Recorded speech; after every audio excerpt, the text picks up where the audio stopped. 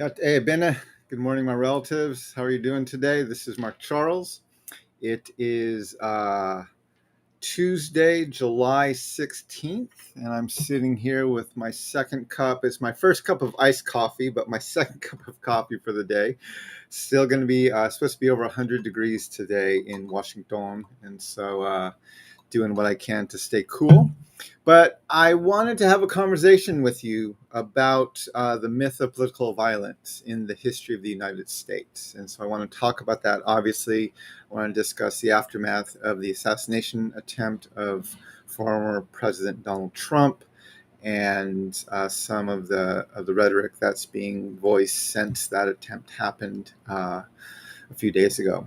But anyway, before I begin, let me do as I always do, which is acknowledge that I'm speaking to you from Piscataway lands. I moved here from the Navajo Nation with my family almost a decade ago, and I want to acknowledge that the Piscataway are the host peoples of the land where I'm living. I want to honor them for their stewardship of these lands. And I want to just state and remind myself that I need to be humble as I walk, move, live, breathe, and move upon these lands. So my Piscataway relatives, Yá'át'ééh, thank you for your stewardship of these lands. So if for some reason, and let me see who's on with me this morning, Mr. Phil Fox, Yá'át'ééh, good morning, thanks for joining. Terry, Yá'át'ééh, thanks for joining me. It's good to have both of you. I know there's others on here as well, but thank you for joining me. So if for some reason you haven't heard the news, there was an assassination attempt on former President Trump at a rally he was holding in Pennsylvania last week. I'm almost positive everyone who's on here has heard about this and has been following this news. I'm posting on here a link from AP News, which just gives a timeline of that attempt and kind of what they know, what happened and when it happened, and it just kind of goes through the timeline there. But I wanted to lay that out. And then I wanted to share with you the response from the White House. So this is an AP News story as well. And this was of President Biden's Oval Office address after that attempt. And then this is the transcript of that address. And I'm going to put all of these into the chat right here so you'll know what I'm talking about. There were a lot of prominent people who tweeted or posted on social media or things that were said, obviously, on the news. There was one very direct call from former President Obama to engage in political discourse with more civility. And then, of course, there was the screaming from the fringes as well. One of the things I did appreciate is I very much appreciated that President Biden called Donald Trump shortly thereafter and had a brief conversation with him and reminded both us as a nation as well as his own campaign that we need to keep our disagreements and our discourse civil, and that violence is not the solution.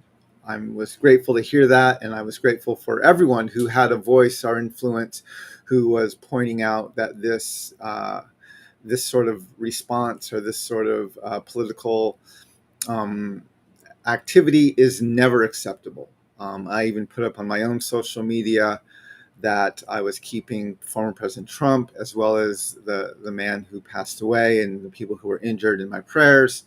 And I reminded people who follow me that political violence is never the solution. The problem is that, and you heard also this in many places. President Biden said this, other people have alluded to it. They say political violence is un-American, and it's not how we resolve conflict in this country. And that's not true, unfortunately. It may not be civil, it may not be right, it may not be the way you're supposed to do things, but it absolutely is the way this country handles its problems. And right, just like if you're going to try and treat someone who has an addiction to alcohol, the first thing you have to do is convince them that they have a problem. If people can't acknowledge they have a problem, they're never going to be able to fix the problem. And so when we hear rhetoric of political violence is un-American and this is not the way we resolve conflict in our country, well, that, if you look at the history of our country, that is not true. And you can look at it from a number of different perspectives and any different of viewpoints, right? This nation was founded on a revolution, right? It was founded on political revolution.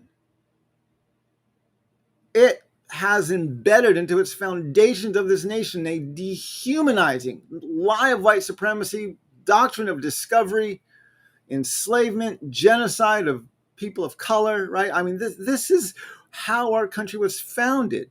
All of the founders, the people who wrote it, not all, but many of the founders of this nation were not only slave owners, they were imperialists who were literally trying to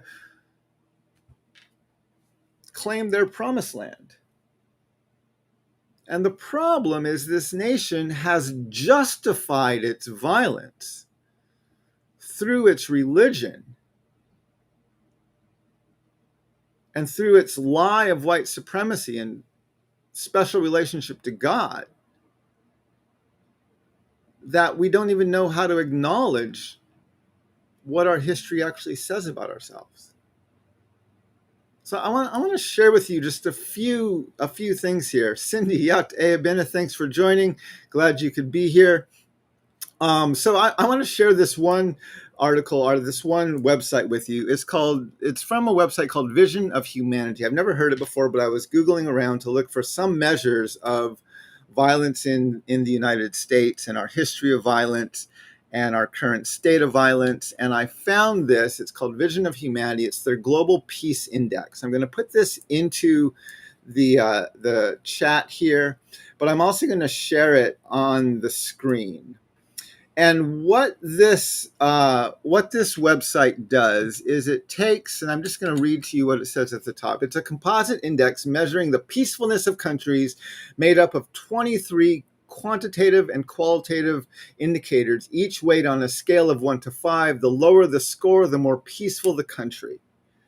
So the indicators that they use: military expenditure, armed service personnel, UN peacekeeping funding, nuclear and heavy weapons, weapons exports, displaced people, neighboring country relations, deaths from conflicts, external conflicts fought, internal conflicts fought, domestic and international conflicts, safety, security, militarization, also up at the top of this list. They have things like perceived criminality in society, security officers and police, homicides, jailed population, access to weapons, organized conflicts, internal, violent demonstrations, violent crime, political instability, political terror, weapons imports, terrorist activities, and death from conflict internally.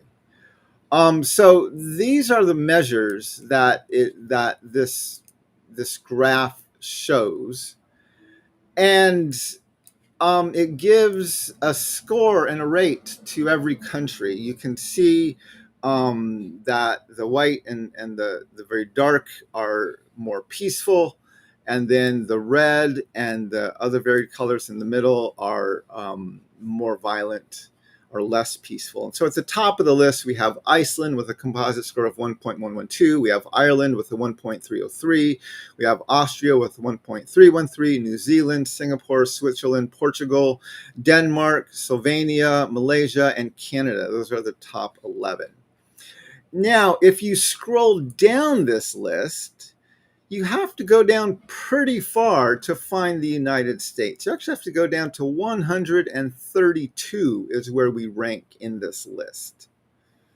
And as you see, if we just look at who we're surrounded by in this list, we're surrounded by South Africa, Libya, Burundi, Ecuador, Brazil, Iran, Lebanon, Chad, right? We're surrounded by, and this is the company that we keep in our global peace index.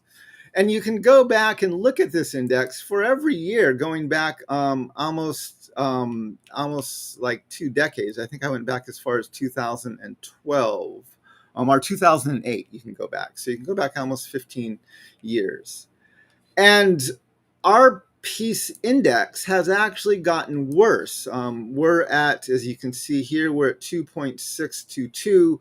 12 years ago, or back in 2012 or 2008, we had an index of 2.348. And so, yeah, we are getting worse in this measure. And there, if you look at different points in the history, for example, if you look at years to 2021, 2020, we actually go even lower. And for some of these measures, some of these indicators, we're actually at the bottom, right? When you look at jailed populations, when you looked at death by or homicide by gun violence, right? We're at the bottom of some of these lists. And so we just have to acknowledge at some very real levels, right? We are, and we know this, right? We know this, and the world definitely knows this. We're a very violent country. We are an incredibly violent country who, as we point out in On Selling Truth, the ongoing dehumanizing legacy of the doctrine of discovery, we've never lost a war that matters. We've never given up large tracts of land. We've never had a regime change. We've never been invaded. We've never been disarmed or borne the scorn of the global community, right? We've never lost a war that matters. And so we've written our own history for the past 250 years. And so we don't even realize that when it comes to peace, when it comes to stability, when it comes to, right, all of these measures between peace and violence, we're at the bottom of the list. There's a lot of other measures I want to show. I just did some Googling around yesterday, and I was trying to find, okay, where exactly are we in this? So I looked at gun deaths by country, right? We're second in the world, second only to Brazil in gun deaths as a nation. Mass shootings by country, we are at near the top of that list, right? We have massive amounts of, actually, we are at the top of that list. We have massive amounts of mass shootings here. This was an interesting one. I found this on the Guinness World Records webpage. It's most assassinated leaders by country. And they were looking from 1875 to 2004. And there were 3 nations who had, I'm assuming they're looking at national leaders assassinated between 1875 and 2004. And 3 countries were at the top of that list. Spain, the Dominican Republic, and the United States. We each had 3. Of course, we had the assassination of Abraham Lincoln just a decade before they started this measure for this study. And so we would have 4 if we went there. And I looked at the report of where they got that data from, which came from the American Economic Journal, Hit or Miss, the Effect of Assassinations on Institutions and War. And sure enough, I found the way that they measured it and how they looked at it. And yeah, that's where we sit. We also have the Rockefeller Institute of Government and Public Mass Shootings. And of course, we are near the top of that list as well. And so, right, I mean, this is nothing new. You've heard me say this all the time. We are an extremely violent country who solves most of its problems through violence. We have the highest military expenditure of more than like 10 other nations below us.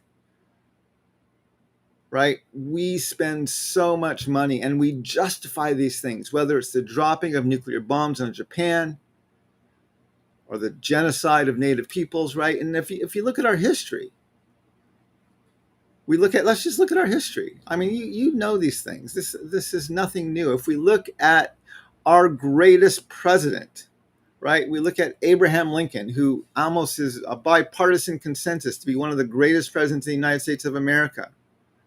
And throughout his term and a few years in office, right, he demonstrated he was one of the most genocidal presidents in U.S. history, with removal of the Dakota and Winnebago from Minnesota, the Bear River Massacre in northern Utah and southern Idaho, the Sand Creek Massacre in eastern Colorado, and the Long Walk of the Navajo and Mescalero Apache, literally ethnically cleansing the northern, central, and southern routes of the railway. And we call this genocidal man our greatest president.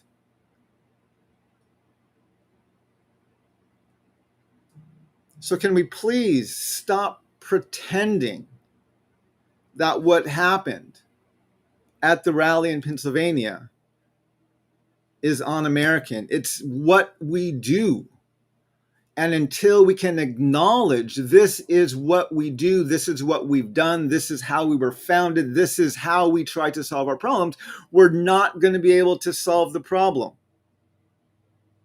We have to acknowledge we are an incredibly violent country. And until we can acknowledge that, we're not going to be able to fix the problem. It breaks my heart when I see our nation continue to perpetuate its cycles of violence, whether it's the insurrection and the attack on the Capitol in 2021, or whether it's the assassination attempt of President Biden or President Trump or President Reagan. That was just during my lifetime, right? It breaks my heart when I see our nation resort to violence. But this is what we do, right? And then we justify our violence. Well, we're God's chosen people. This is our promised land. We have God's right to do this. We're the good guys. We're the ones who are fighting on God's side, right? This is what we do. And it's the religious base that fuels and justifies and perpetuates this kind of violence. This morning I was listening to AP News, and I want to share the story that I heard from you. It was actually about the war in Ukraine. It was an AP News story, and it talked about how basically in garages, small businesses throughout Ukraine, they are developing robot soldiers, basically trying to find a way to continue to kill Russian soldiers without risking the lives of the more diminished Ukrainian armies. And at the end of this article, there was a statement by the UN that said, right, it's opposing the taking of the decision-making process of who to kill and who not to kill out of taking it away from humans and giving it to AI or to computers or to other things like that, right? And yet Ukraine, as they're trying to win a war, which most people agreed, Russia's the aggressor, Ukraine is the victim here, but now Ukraine is working to develop robots. And so they are, I don't know how much pushback they're getting on developing these robots, but right, we have to say, no, we can't go down this road. We can't go down this road. Just like the United States of America never should have dropped nuclear bombs on the civilian population of Japan. We should not have done that.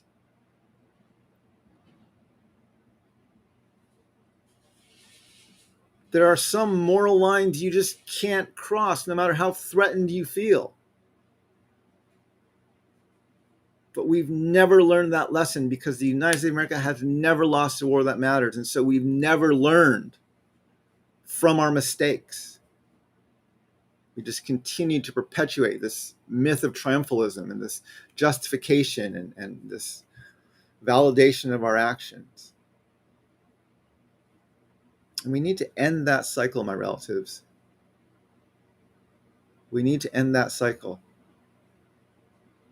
Political violence is not the answer. It doesn't matter how many times it's worked in the past. It doesn't matter. It is not the answer. We need to learn how to have much better dialogue and debate and even disagreement in this country. And to do that, we have to keep the humanity of the people who are on the opposite side of us at the forefront of our minds all the time. The minute we begin to diminish or dehumanize those who oppose us is the minute we begin to justify violence and other acts of violence against them because we see them as somehow less than.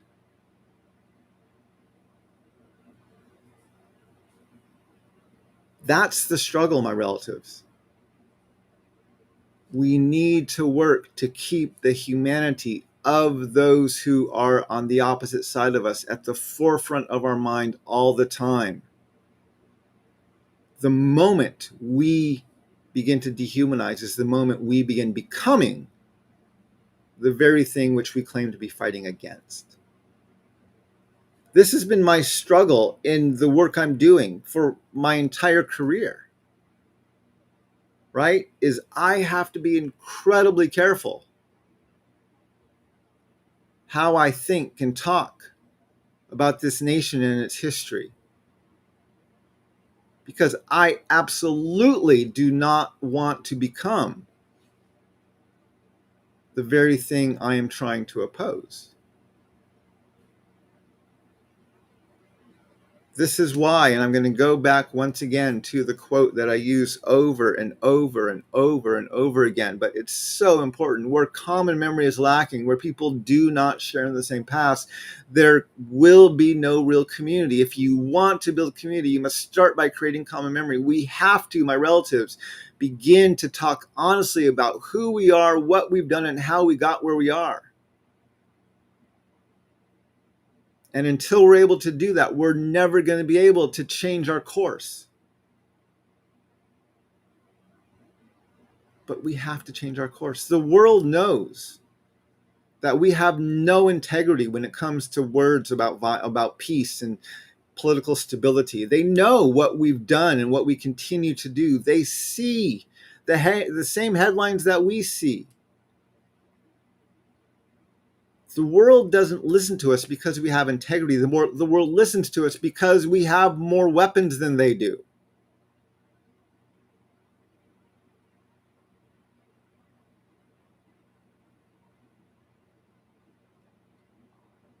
We have to change, my relatives. We need to change. When I posted my social media post stating I was praying for Donald Trump, I was praying for the man who lost his life, I was praying for the people who were wounded, I had to delete some comments because they were rooted in violence and in division.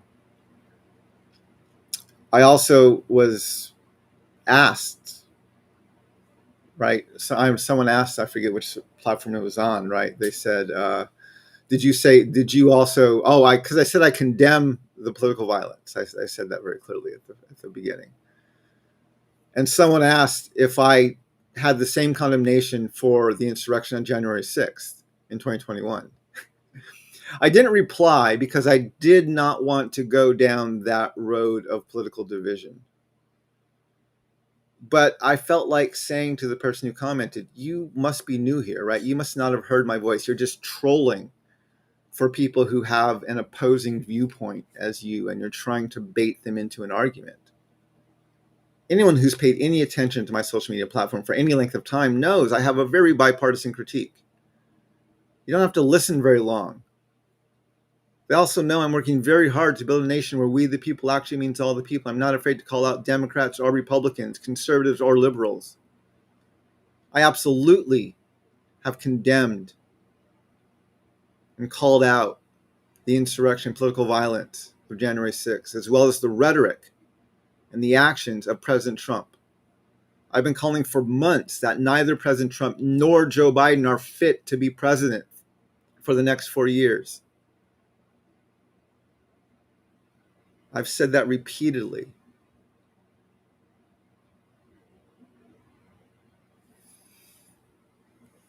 So it disappoints me when I see people trolling, just looking for a way to start a meaningless debate without taking time to listen or taking time to hear who they're actually speaking to. And I'm going to be honest, I've actually been fairly surprised that Trump has said as little as he has since the attempt on his life. I am going to listen with great interest to what he says when he accepts the nomination of the Republican Party at the National Convention in a few days. I still absolutely believe he is unfit to be president. I still strongly believe he needs to withdraw from this campaign. But the Republicans have elected him, and they most likely are going to nominate him. I absolutely disagree with him. I do not think he's fit to be president. But I'm curious to hear what he's going to say, and I'm curious if the actions of, or the reality of the last few days have either softened or exacerbated his challenging rhetoric. And I like I said, I've heard very little from him since then, so I'm going to be watching with interest to how he speaks. I'm not thrilled with the addition of Vance, JD Vance, I think is his name. I know a little bit about him. I've read some about him as the vice presidential candidate for his ticket. I think that's going to just ramp up the rhetoric. I already know it's ramped up the rhetoric from the Biden campaign. So anyway, my relatives, we have a lot of work to do. And I think I want to end this because I want to end this cup of coffee with a challenge for each of you individually. Because this campaign and the situation in our country is going to become more divisive, most likely, and more chaotic over the next several weeks and months. And we need to find a way to keep our cool during these very chaotic times. I encourage you, my relatives, make sure you're getting enough sleep at night. Make sure you're eating well and you're having a good exercise regimen. Watch the sunrise, or if you can't get up that early, watch the sunset. Remind yourself that Creator has created this incredible world that we are privileged to live in. Invest in relationships that are around you. Work to have greater impulse control, to not add to the screaming matches that are going to go on.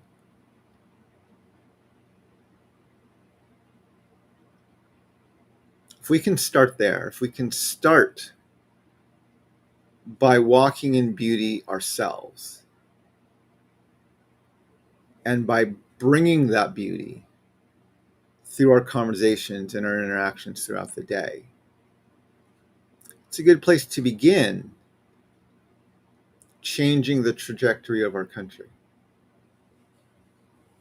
I know that sounds small, but I'm becoming more and more convinced that's where we need to start. If we just join the screaming, if we just add to the noise, if we just blare our side of the debate without listening, we're only adding to the confusion and the chaos. We're not actually going to be helping it. I also would encourage you to watch less news. Or let me rephrase that. Watch the news, but don't watch the analysis. Don't watch the analysis, because that's only going to become more divisive. Get your news from less biased sources. Get out of the Fox News bubble. Get out of the CNN, MSNBC news bubble. Don't be fed your news through your social media streams. Hunt your news through searches and through going directly to news sites and looking up stories. Don't just repost and retweet and share things that are sent to you from these partisan outlets. Work to tone down the rhetoric so that we can find a way.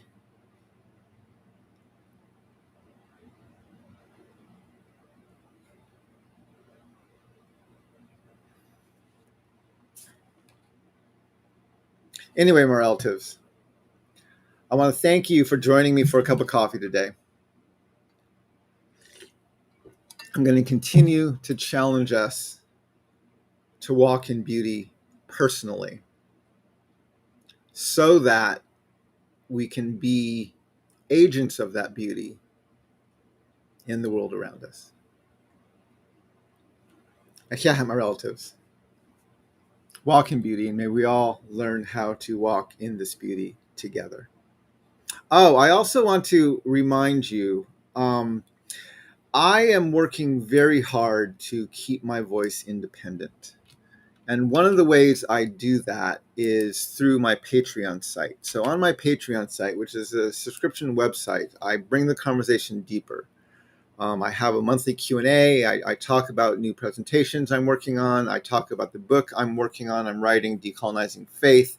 You can also get versions of my 7 Cups of Coffee. YouTube often places ads on them. I don't monetize those ads, but they still place them on there occasionally. So you can get the 7 Cups of Coffee without ads on my Patreon. And it's a great way just to support the work I'm trying to do. I am working very hard to keep my voice as independent as possible. I have not monetized my social media. I have not monetized my YouTube stream because I don't want advertisers to have any influence over what I do say or do not say. So I'm working very hard to keep my voice independent. I also am continuing to sell copies of my book on selling truths, and you can get those from my website. You can buy them anywhere you want, but you can get signed copies from my website. And I continue to run this, what I call my book study special, where if you buy 10 copies of my book, I will give your study a 45-minute virtual Q&A when you schedule it with me anytime over the next year. I love those Q&As because it allows us to take the conversation deeper, and I do almost one a week, and I really, really enjoy the dialogue that comes out of those Q&As. So if you ever think about starting a book study and you want to have deeper conversation about the book that I've written on selling truths, this is a great way to entice people to join the study, which is they'll get a virtual Q&A with one of the authors. So anyway, my relatives, I hope you have a great day. I hope that you can stay cool wherever you are. It's going to be in the hundreds here on the East Coast, especially in Washington, D.C. So please have enough water. Make sure you stay indoors during the heat of the day, and just be wise about not only your activity outside, but about the resources you're using indoors. Let's be wise about how we keep ourselves cool. Yeah, my relatives, going at